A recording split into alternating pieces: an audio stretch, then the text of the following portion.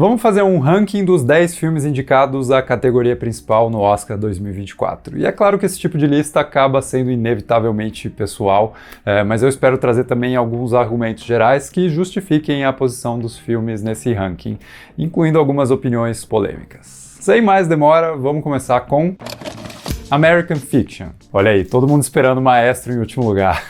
E eu não nego que American Fiction é um filme até bem mais gostoso de assistir, é um filme que passa rápido, que tem um certo charme presente no humor, na trilha sonora e numa abordagem lúdica e metalinguística que toma conta da narrativa, mas só de vez em quando. O maior problema de American Fiction é ser um filme bem padrão, que mesmo tratando de um tema super interessante, a representatividade racial na literatura, no entretenimento, não consegue fazer isso de um jeito que não seja só eficiente, bem feitinho, funcional. Falta algo mais marcante, mais criativo, né, que saia da zona de conforto e faça o filme se tornar pelo menos memorável, algo que a gente não esqueça assim que termina de assistir. Mesmo que para fazer isso ele arrisque cometer alguns erros. Dito isso, eu continuo sustentando que esse é um bom filme que se torna ainda melhor pela atuação super honesta e divertida do Jeffrey Wright.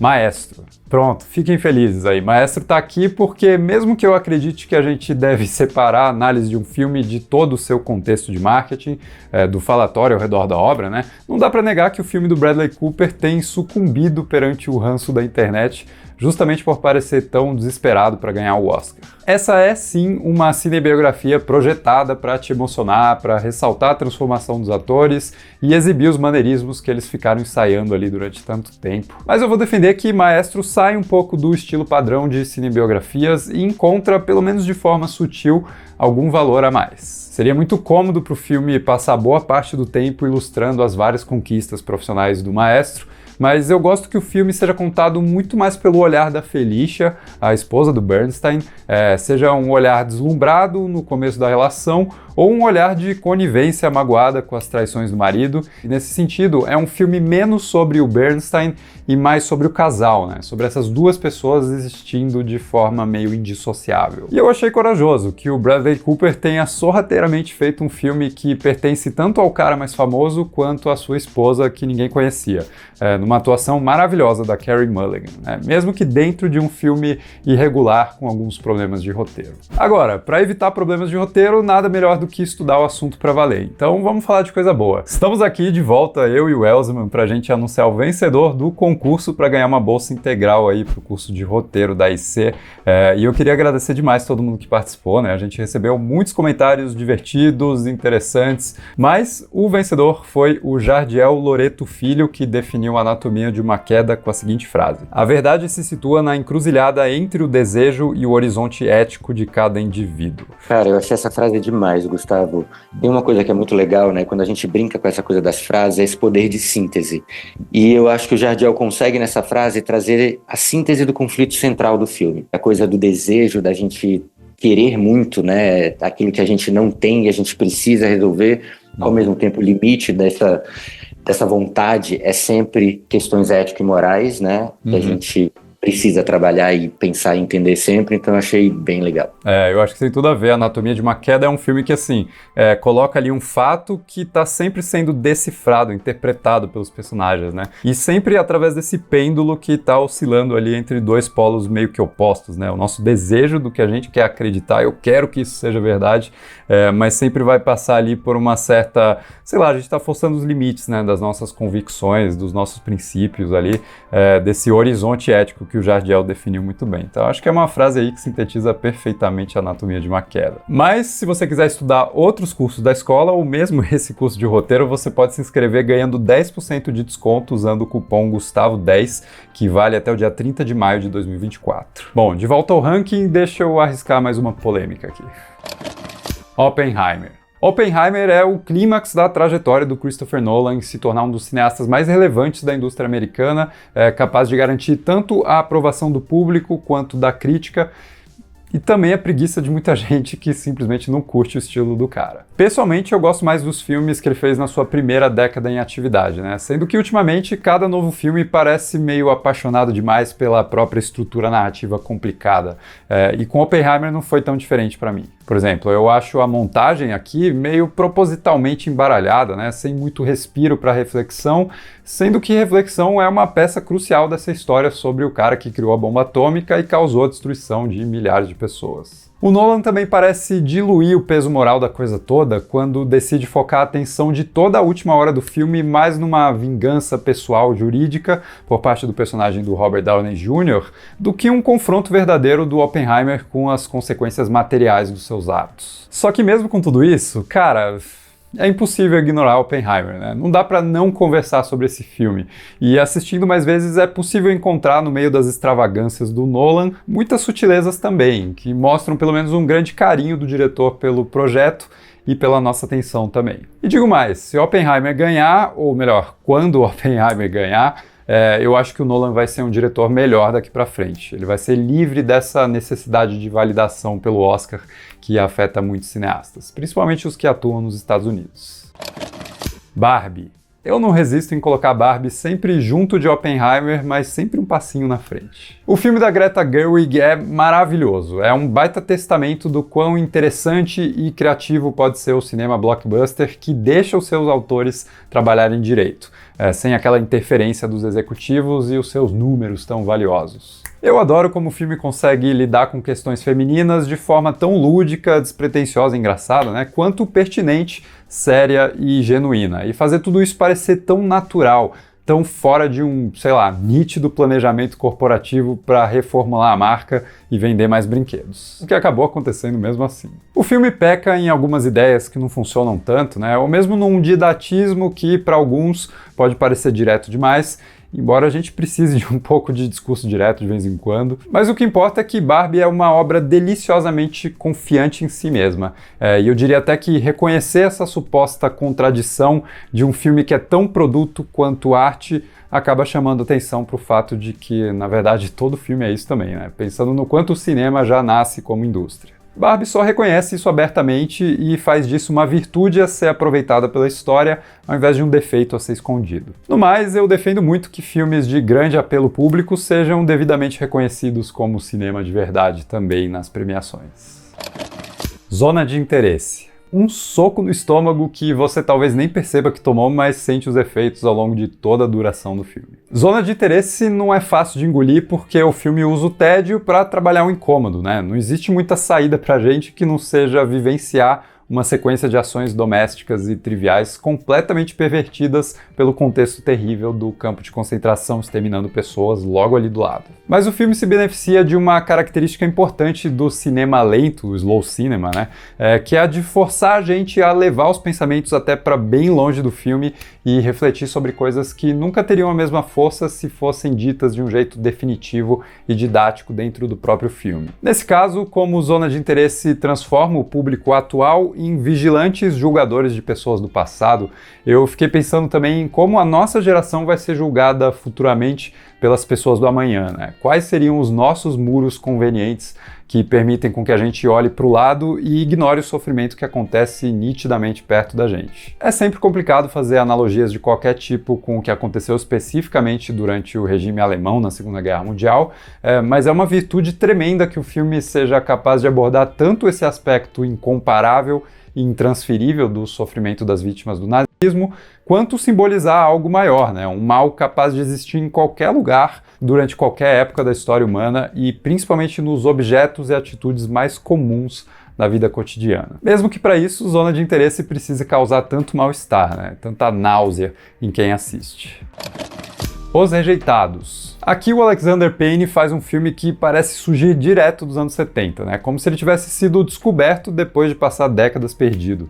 A gente percebe isso na fotografia granulada e no estilo clássico americano da narrativa, que serve a história de forma quase invisível, né? Sem grandes exageros estilísticos. Mas para mim o melhor de tudo nos Rejeitados é como esse filme parece criar um pequeno mundinho separado da realidade, no qual a gente convive como se o tempo tivesse suspenso, né? Não muito diferente do globo de neve que aparece no filme como um símbolo desse pequeno universo controlado que a gente gostaria de habitar. Fora isso, Os Rejeitados provocam uma digressão melancólica para as nossas memórias da juventude, num misto de sentimentos que se alternam entre as desilusões que a gente foi vivendo, mas também um lembrete esperançoso do quanto a gente costumava sonhar e como é possível voltar a fazer isso mesmo quando a vida parece já ter passado. Conduzindo essa jornada bem agridoce, a gente tem o Paul Giamatti num papel deliciosamente feito para ele, num contraste grande com o Dominic Sessa e a sua juventude dramática, sendo que esses dois opostos eventualmente se encontram pela mediação da personagem interpretada pela Davine Joy Randolph,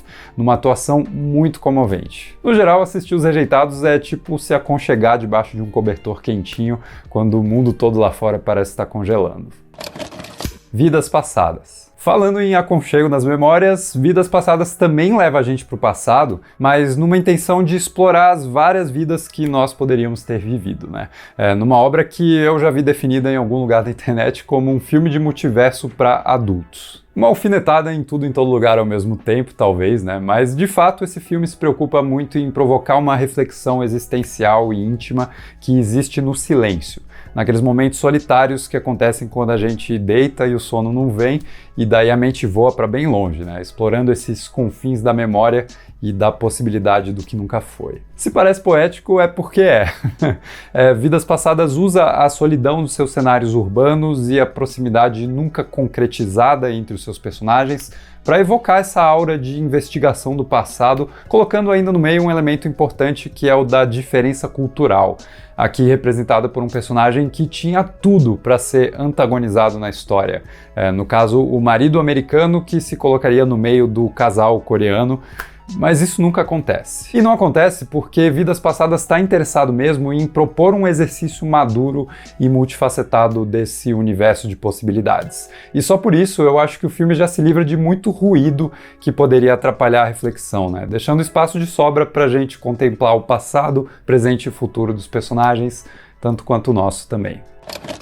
Assassinos da Lua das Flores. Eu não consigo pensar nesse filme sem me deixar levar pelo quão incrível é ter um cineasta do calibre do Martin Scorsese trabalhando com tanta paixão, tanta energia e vontade de contar uma história aos 81 anos de idade. Se eu questiono um pouco o papel meio passivo que o Povo Osage desempenha nessa história, que parece escolher aprofundar mais os personagens brancos e os seus planos tenebrosos de enriquecer através do genocídio dessa tribo, ainda assim, o testemunho silencioso dos Osages, canalizado pela atuação super impactante da Lily Gladstone, é suficiente para segurar a força dessa história que se desenrola com bastante paciência, 3 horas e 26 de duração, mas também muito respeito, muita consciência do papel que o cinema desempenha em dar voz a todos aqueles que foram calados no passado. Nesse sentido, para mim, acontece um efeito curioso ao longo do filme, né? Quanto mais os personagens brancos falam e botam para fora tanta bobagem, tanta mentira e maldade,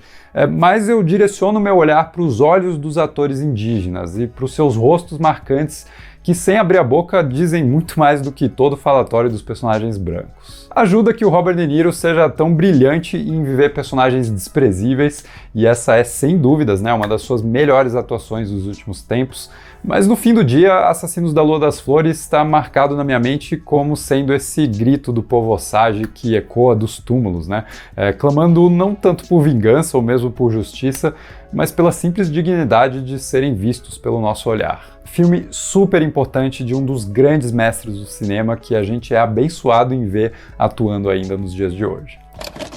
Anatomia de uma Queda. Eu adoro filmes com narradores não confiáveis, como é o caso desse filme incrível da diretora Justine Triet. Praticamente tudo que ela coloca em cena aqui em Anatomia de uma Queda não dá para ser confiado, como por exemplo a atuação dissimulada ou não da Sandra Hüller, fazendo uma personagem que consegue ser ao mesmo tempo honesta e manipuladora, confiável e traiçoeira. Mas não para por aí, a própria narrativa do filme é intencionalmente dissimulada e brinca com a nossa percepção do que é real e o que é falso.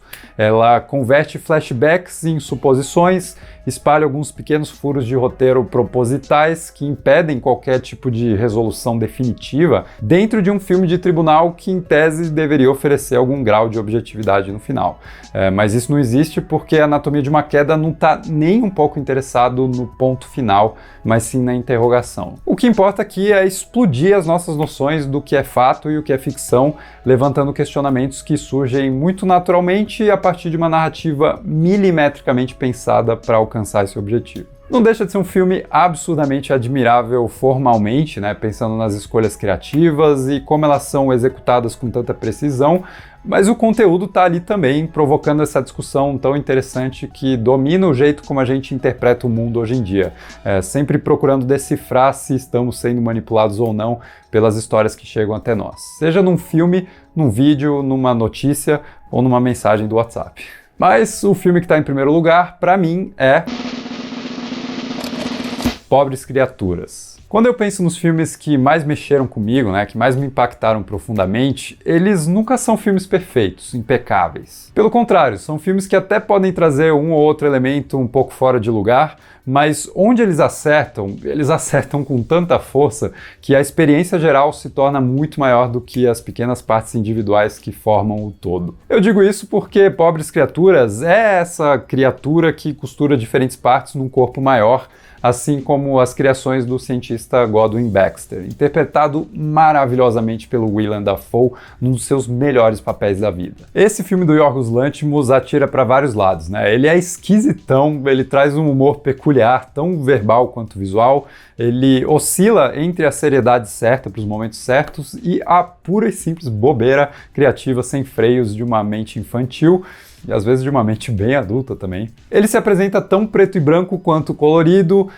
segue num ritmo irregular que não poderia representar melhor o jeito meio desengonçado como a protagonista anda no começo da história, trazendo até um desfecho que se estende mais do que o esperado numa história comum, mas que acontece porque a dona desse filme é a Bella Baxter, e não a gente, né? Se ela quer que o filme dure mais, ele vai durar. E tudo isso acontece prestando uma enorme homenagem aos cantos mais distantes do cinema padronizado de Hollywood, que tem sido tão desinteressante.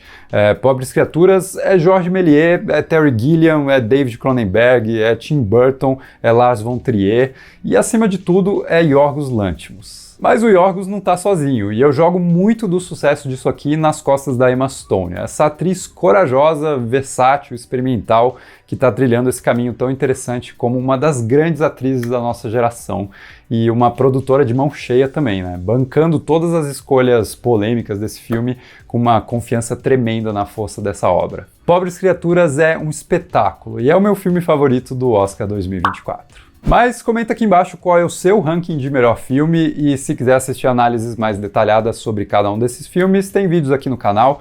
Mais uma vez eu agradeço a parceria com a AIC, Academia Internacional de Cinema, e se você gostou do vídeo, não esquece de deixar um like, se inscrever no canal e a gente se vê no próximo vídeo.